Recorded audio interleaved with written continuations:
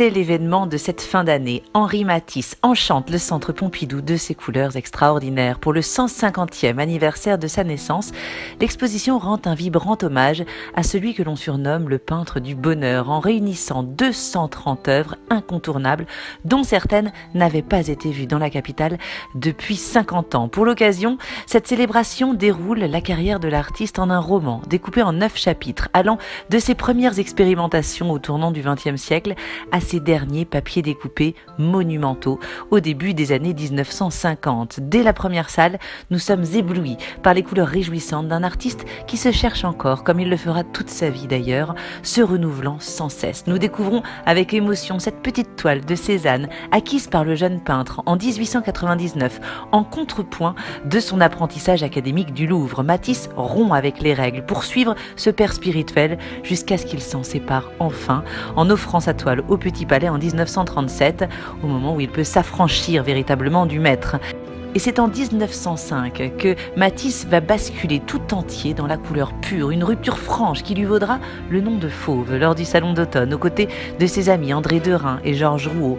Tout devient prétexte à mêler les nuances, comme dans son étonnant Intérieur aux aubergines, le seul des intérieurs symphoniques à être demeuré en France, tellement rare et fragile qu'il n'a voyagé que 2 fois en un siècle. Une toile monumentale qui trône seule dans son espace privé, reprenant les motifs d'estampes japonaises et de mosaïques byzantines pour casser la perspective par la diversité de la palette, dans une approche résolument décorative. Matisse simplifie les formes, s'amuse avec les couleurs, avec une maestria inégalée.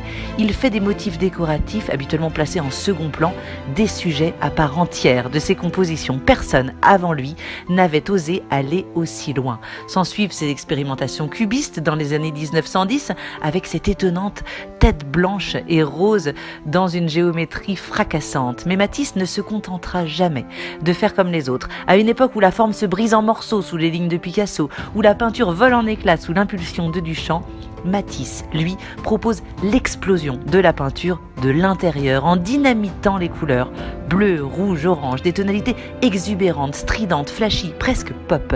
Et il ira plus loin, ne cessant jamais de renaître comme au lendemain de cette opération miraculeuse qui aurait pu très mal tourné. Notre phénix remet tout en jeu et se réinvente avec ses papiers découpés, taillés à même la couleur, creusant dans la chair de sa peinture comme un sculpteur le ferait dans du marbre. Le dernier chapitre de cette exposition extraordinaire est dédié à cette inépuisable danse de couleurs magnifiquement mise en scène avec la tristesse du roi, son tout dernier autoportrait réalisé 2 ans avant sa mort, qui malgré son titre nous empreint de gaieté.